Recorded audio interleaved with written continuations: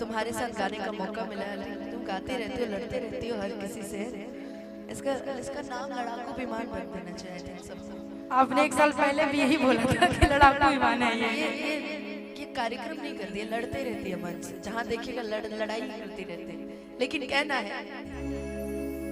कि नई झुलनी के छैया बोलम दोपहरिया बिताइला, कि नई झुलनी के छैया बोलम दोपहरिया बिताइला, कि आप बिताइला दोपहरिया बिताइला, कि आप बिताइला दोपहरिया बिताइला, नई झुलनी के छैया बोलम दोपहरिया बिताइला, नई झुलनी के छैया बोलम दोपहरिया बिताइला,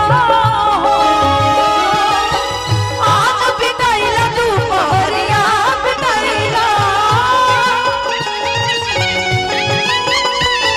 हो आप बिताइला दोपहरिया बिताइला, नई झुलनी के छैया बोलम दोपहरिया बिताइला, नई झुलनी के छैया बोलम दोपहरिया बिताइला।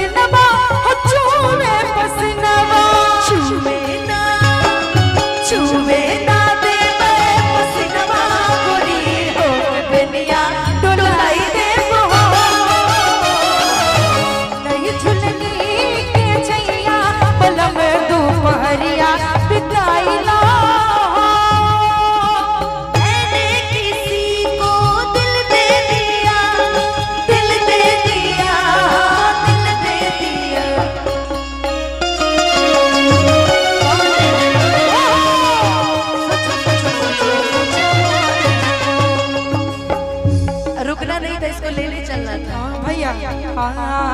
का करी है बालम बेचारा करे करे मारा